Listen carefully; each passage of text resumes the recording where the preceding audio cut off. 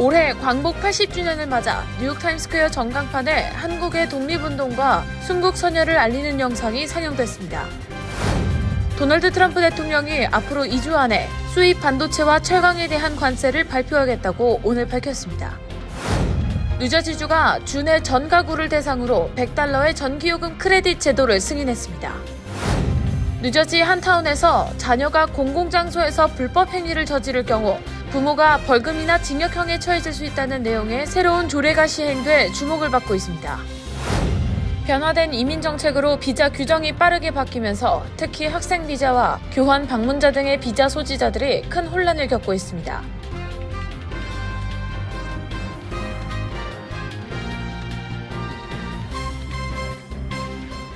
여러분 안녕하십니까? KBTV 뉴스9 이창환입니다. 올해 광복 80주년을 맞아 뉴욕 타임스퀘어 전광판에 한국의 독립운동과 순국 선열을 알리는 영상이 상영됐습니다. 이번 영상은 충남 콘텐츠진흥원의 지역 특화 콘텐츠 개발 지원 사업으로 뉴한인회와 함께 준비됐습니다. 첫 번째 소식 전상희 기자가 전해드립니다. 오늘 오후 8시부터 1시간 동안 맨하탄 타임스퀘어의 아메리칸 이글 매장 위 대형 LED 전광판에서 순국 선열의 기억을 만나다를 주제로 한국의 독립운동을 알리는 영상이 상영됐습니다. 유혜경 한국유관순 기념사업회 회장이 소장하던 유 열사의 미공개 가족 사진과 유 열사의 오빠인 유우석 지사의 증명사진을 인공지능 AI 기술로 재구성한 사진도 이번 영상에 포함돼 함께 공개됐습니다. 김공미 충남 컨텐츠진흥원장은 세계 수도 뉴욕의 타임스퀘어에서 광복 80주년을 기념하고 순국 선열들의 독립운동과 발자취, 독립운동의 본산지인 충남을 소개하는 역사적인 행사를 뉴욕 한인회와 함께 개최해 기쁘다고 밝혔습니다. 이번 행사는 충남 컨텐츠진흥원이 한국컨텐츠진흥원의 지원을 받아 추진하는 지역 특화 컨텐츠 개발 지원 사업의 하나로 준비됐습니다. KBTV 뉴스 전상입니다. 도널드 트럼프 대통령이 앞으로 2주 안에 수입 반도체와 철강에 대한 관세를 발표하겠다고 오늘 밝혔습니다. 앞서 예고한 의약품 관세처럼 초반에는 낮게 시작해 이후 급격히 높아지는 방식으로 가겠다는 것으로 보입니다. 전상 기자가 전해드립니다. 트럼프 대통령은 블라디미르 푸틴 러시아 대통령과의 미러 정상회담을 위해 알래스카로 향하는 대통령 전용기 내에서 취재진을 만나 아직 관세가 설정되지 않았다며 다음 주쯤 철강과 반도체에 관세를 설정할 것이라고 말했습니다. 철강은 이미 50%의 관세를 부과하고 있는 품목입니다. 철강과 반도체에 대한 관세는 상호 관세가 아닌 품목 관세로 무역확장법 232조에 근거해 부과하는 것입니다. 무역확장법 232조는 특정 품목의 수입이 미국 국가 안보를 위협한다고 판단될 경우 관세 등 적절한 조처를 통해 수입을 제한할 권한을 대통령에게 부여하고 있으며 상무부는 이미 반도체에 대한 국가 안보 위협 조사를 진행하고 있습니다. 앞서 하워드 러트닉 상무장관은 지난달 27일 이 법 조항에 근거한 반도체 관세를 2주 후에 발표할 것으로 예상한다고 밝힌 바 있습니다. 트럼프 대통령은 반도체 관세율에 대해서도 미국에 들어와 공장을 짓는 기회를 주기 위해 초기에는 낮을 것이라며 일정 기간이 지나면 매우 높아질 것이며 이곳에 짓지 않는다면 매우 높은 관세를 내야 한다고 말했습니다. 이어서 이번 관세 정책을 계기로 자동차, 인공지능 공장 등 수백 개 공장이 미국으로 들어오고 있다고 주장했습니다. 그러면서 푸틴은 바이든 전 대통령의 경제에는 관심이 없었지만 트럼프 경제에는 관심을 갖고 있다며 푸틴이 많은 경제 참모를 대동해왔고 회담에서 진전이 있다면 경제 문제를 논의할 수 있다고 밝혔습니다. KBTV 뉴스 전상입니다. 뉴저지 공공사업위원회는 뉴저지 내 전 가구를 대상으로 전기요금 크레딧 제도를 승인했습니다. 이 제도는 4개 투자자 소유 전력회사 중 하나의 계좌를 가진 약 390만 명의 주민에게 적용되며 9월과 10월 전기요금에 각각 $50씩 차감되는 방식으로 총 $100를 지원합니다. 김은지 기자가 전해드립니다. 뉴저지 공공사업위원회가 주내 약 390만 가구를 대상으로 전기료 지원에 나섭니다. 크레딧을 이용할 수 있는 전력회사는 Public Service Electric and Gas, Atlantic City Electric, Jersey Central Power and Light, Rockland Electric Company입니다. 필 주지사는 뉴저지 전력망 운영회사인 PJM 전기요금 인상 위기로 힘들어하는 주민들에게 경제적으로 실질적인 지원에 나서기 위한 방편이라고 말했습니다. 머피 주지사는 그 어떤 뉴저지 주민도 전력 사용 및 전기료 납부로 인한 전력 차단을 두려워하지 않아야 한다며 뉴저지 공공사업위원회와 협력해 필요한 조치를 계속 취할 것이라고 말했습니다. 크리스틴 걸 사도비 뉴저지 공공유틸리티위원회 위원장은 이번 크레딧이 올여름 전기료 상승에 대해 즉각적인 지원에 나서기 위한 주지사의 약속이 담겨 있는 것이라며 총 4억 3천만 달러 이상에 달하는 역사적 규모의 전기료 요금 지원을 통해 단기적으로 요금 부담을 완화하고 장기적으로는 더 많은 전력 공급을 통해 요금을 낮추는 것이 목표라고 설명했습니다. 이번에 지원하는 $100의 주거용 보편 요금 크레딧은 뉴저지 공공유틸리티위원회가 추진하는 4억 3천만 달러 규모의 지원 정책의 일환입니다. 이에 더해 앞서 승인된 리프 프로그램은 소득 기준을 충족하는 고객에게 올 8월부터 2026년 2월까지 25불씩 분할 공제 혜택을 통해 총 $175의 혜택을 추가 지원할 예정입니다. 프로그램에 대한 자세한 내용과 자격 및 지침은 NJBPU 웹사이트에서 확인할 수 있습니다. KBTV 뉴스 김은지입니다. 뉴저지 글러스터 타운십에서 자녀가 공공장소에서 불법 행위를 저지를 경우 부모가 벌금이나 징역형에 처해질 수 있다는 내용의 새로운 조례가 시행되었습니다. 일부 주민은 자녀 교육 책임을 강화하는 조치라 환영하는 반면 다른 주민들은 지나치게 가혹하고 불공평하다고 반발하고 있어 논란이 이어지고 있습니다. 김은지 기자입니다. 뉴저지 글로스터 타운십 의회는 지난달 28일 청소년들이 공공장소에서 폭력 및 무리를 일으킬 경우 부모들이 책임을 져야 한다는 내용의 법안 시행에 들어갔습니다. 데이비드 하킨스 글로스터 타운십 경찰서장은 언론 인터뷰를 통해 청소년들의 비행에 대해 부모가 책임을 지도록 한 해당 법안은 지역사회로부터 압도적인 지지를 받고 있다며 주민들은 비행 청소년을 제대로 관리하지 않는 부모 책임을 묻고 있다고 밝혔습니다. 새 조례에 따르면 청소년들의 무질서 행위에 대해 첫 단속 시 부모는 자녀를 감독하도록 명령받을 수 있습니다. 하지만 두 번째 위반 시에는 부모 또는 법적 보호자가 최대 $2,000 벌금 또는 90일 이하의 징역에 처할 수 있고 심할 경우 벌금형과 징역형 모두 받을 수 있습니다. 해당 조례안은 지난 2024년 6월 타운십 연례 커뮤니티 데이 행사 이후 마련됐습니다. 하킨스 서장은 당시 연례 커뮤니티 행사는 타운십 외부에서 온 무질서한 청소년들로 엉망이 됐다고 비판했습니다. 당시 주민들은 오후 9시에 시작될 드론 라이트쇼를 기다리고 있었지만 현장으로 몰려든 약 500명의 청소년들이 소란을 일으키며 현장이 아수라장이 됐고 사건은 2시간 동안 지속되며 주변 지역 경찰 지원 요청으로 이어졌습니다. 경찰은 현장에서 13세에서 17세 사이 청소년 총 12명을 체포했습니다. 하킨스 서장은 당시 청소년들이 경관을 향해 침을 뱉고 욕설을 퍼부었을 뿐 아니라 경관을 폭행했다며 이는 30년 경찰관으로 일하며 경험하지 못했던 무례함과 폭력적 행동이었다고 지적했습니다. 또 무질서한 청소년들로 인해 지역 커뮤니티 가족 단위 행사가 망쳐진 사건이라고 꼬집었습니다. 이번 사건으로 올해 열릴 예정이었던 글로스터 타운십 데이 행사는 취소됐습니다. 일각에서는 부모를 구금할 경우 비행을 저지르지 않은 다른 자녀가 부모와 분리될 수 있다는 우려도 나오고 있습니다. 이 같은 우려에 대해 하킨스 서장은 처벌이 주 목적이 아니라고 설명하며 궁극적인 목표는 부모가 자녀의 활동을 직접 관여하고 청소년들이 소년원으로 가는 것을 막기 위한 예방조치라고 설명했습니다. KBTV 뉴스 김은지입니다. 변화된 이민 정책으로 비자 규정이 빠르게 바뀌면서 특히 F1 학생 비자와 J1, I 비자 소지자들이 큰 혼란을 겪고 있습니다.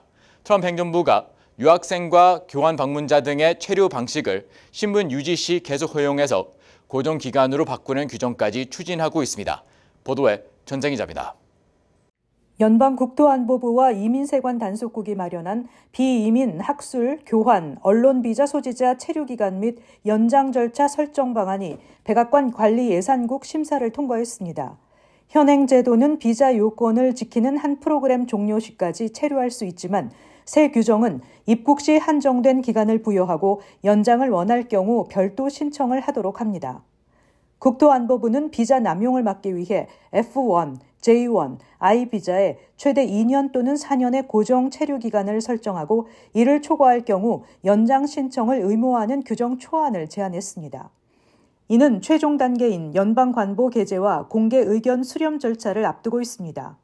이 규정이 현실화할 경우 한인 유학생들은 학업 연장이나 OPT 또는 취업 계획을 세울 때 복잡한 행정 절차와 체류 불안에 놓일 수 있습니다. 이와 함께 기존의 유예 기간을 단축하려는 계획도 있습니다. 현재 학생 비자 소지자에게 주어지는 유예 기간은 학업 종료 후 60일이지만 이 기간이 30일로 단축될 가능성도 있습니다. 유예 기간은 출국 준비나 다른 비자 신분 변경을 위한 시간을 보장하는 제도로 단축이 현실화될 경우 학생들의 신분 유지 전략에 큰 영향을 미칠 전망입니다. 국무부는 2024 회계년도에 40만 건 이상의 F1 비자와 32만 건 이상의 J1 비자를 발급했는데 이번 변경은 상당수 비자 소지자에게 직접적인 영향을 미칠 전망입니다. KBTV 뉴스 전상입니다. 뉴저지 버긴 카운티 램스에 소재한 한 화장실에서 몰래 카메라가 발견돼 큰 충격을 주고 있습니다. 김은지 기자가 전해드립니다. 뉴저지 오클랜드에 거주하는 25세 라이언 커틴이 램지의 타이거 슐마에서 여성 화장실에 몰래카메라를 설치하고 불법 촬영한 혐의로 체포됐습니다. 커틴은 직원으로 확인됐습니다. 버긴 카운티 검찰실에 따르면 커틴은 지난 4월 램지 경찰서가 공중 화장실에서 발견한 숨겨진 카메라와 관련해 처음 조사를 받았습니다. 당시 경찰은 커틴이 설치한 카메라로 최소 1명의 성인 회원을 촬영한 사실을 확인하고 사생활 침해 혐의로 체포했습니다. 이후 경찰은 사이버 범죄팀과 디지털 포렌식 연구소와 함께 조사에 나섰고 추가 증거를 확보했습니다. 조사 결과 커틴은 여성 화장실에 카메라를 설치하고 여러 피해자, 그중 아동까지 포함해 옷을 벗는 다양한 단계에서 촬영한 사실이 드러났습니다. 이로 인해 커틴은 아동 포르노 제작 및 소지 혐의와 추가 사생활 침해 혐의로 추가 기소됐습니다. 현재 라이언 커틴은 버긴 카운티 교도소에 구금됐으며 향후 법원 출석을 앞두고 있습니다. 버긴 카운티 검찰은 피해자 보호와 법적 절차를 철저히 진행할 것이라고 밝혔으며 경찰은 필요시 피해자 가족에게 상담 및 지원 서비스를 제공할 예정입니다. 이번 사건은 학부모와 일반 시민들에게 다시 한번 경각심을 일깨우고 있습니다.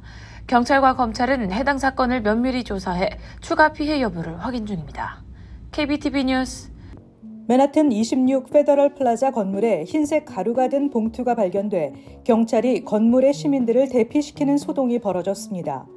26 페더럴 플라자는 FBI, 국토안보부, IC를 포함한 연방 법 집행기관의 뉴욕 본부입니다. 뉴욕 필드의 크리스토퍼 라이아 FBI 부국장에 따르면 9층 집행 및 이송 작전실 우편실에서 정체불명의 흰색 가루가 든 편지 5통이 발견됐습니다. 에릭 아담스 시장은 상황에 대한 브리핑을 받았으며 알려진 부상자는 없다고 밝혔습니다. 뉴욕시 비상관리국은 현장에 출동해 모든 사람들의 안전을 확인했습니다. 트럼프 행정부가 불법 이민자들의 추방을 강화하면서 최근 몇 달 동안 이 건물은 집중적인 감시를 받아왔습니다. 남가주 몬로비아 홈디포 매장에서 연방 이민단속국 단속을 피해 달아나던 한 남성이 고속도로로 뛰어들었다 사망하는 사건이 발생했습니다. 사고는 몬로비아 홈디포 주차장에서 IC가 일용직 노동자들을 상대로 급습 단속을 벌이던 중 발생했습니다. 국토안보부 대변인은 이와 관련해 요원들이 숨진 남성을 추적하지 않았다고 밝혔습니다. 현장에 투입된 요원들은 남성의 사망 사실조차 작전이 끝나고 몇 시간 뒤 알게 됐다고 국토안보부는 밝혔습니다. 그러나 이민자 권익단체들은 무차별적인 급습이 비극을 초래했다며 강하게 비판하고 있습니다. 연방준비제도가 다음 달 기준금리 인하를 재개할 것이라는 기대감에 주택담보대출 평균 금리가 10개월 만에 최저 수준으로 하락했습니다. 프레디 맥에 따르면 미국의 30년 고정금리 주택담보대출의 평균 금리는 이날 기준 6.58%로 한 주 전보다 5%포인트 하락했습니다. 고용 상황이 악화 조짐을 보이면서 경기 둔화 우려가 커지고 연준이 오는 9월 연방공개시장위원회 회의에서 기준금리 인하를 재개할 것이라는 기대감이 커진 게 대출 금리 하락에 영향을 미쳤습니다. 주택담보대출 금리는 관세에 따른 인플레이션 반등 가능성과 재정적자 확대 우려에 5월 말까지만 해도 7%에 육박했다 이후 하향 흐름을 보이고 있습니다. 뉴욕 한국문화원이 올해 대표 K컬처 행사로 서울 뷰티 메트로 팝업을 개최합니다. 행사는 오는 21일부터 26일까지 뉴욕 한국문화원에서 열립니다. 개막일인 21일에는 인플루언서와 VIP를 초청한 K-뷰티 컨퍼런스가 열리고 22일에는 해외 바이어와 업계 관계자를 대상으로 B2B 행사가 진행됩니다. 일반 관람은 23일 오전 10시부터 오후 8시, 25일과 26일 오후 2시부터 7시에 가능합니다. 행사는 서울 체험존과 K-뷰티 체험존으로 구성됩니다. 전통, 현대 패션, K-푸드 시식, 한복 스타일 체험, 전통시장, 한강, 쇼핑거리 등 서울의 지역별 매력을 상품과 체험 프로그램으로 선보일 예정입니다. 잠시 후 커뮤니티 브리핑을 전해드립니다.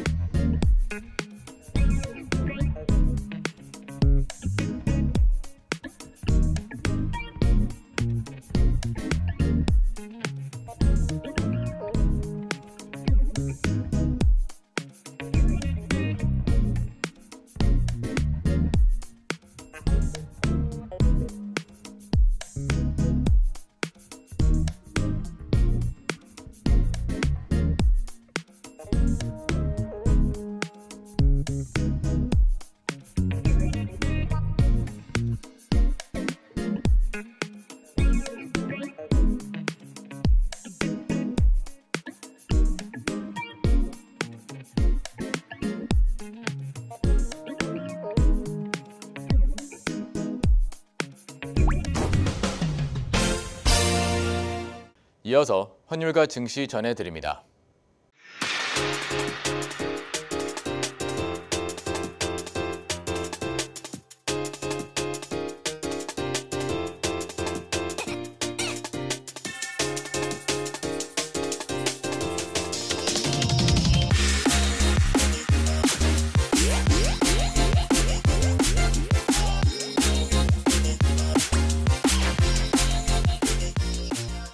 잠시 후 뉴욕과 뉴저지 날씨 전해드립니다.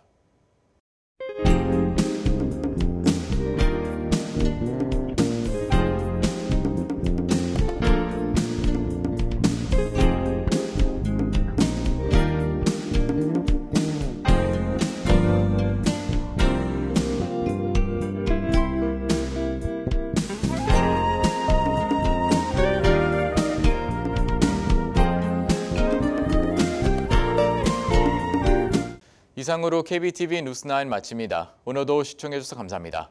편안한 밤 보내시기 바랍니다.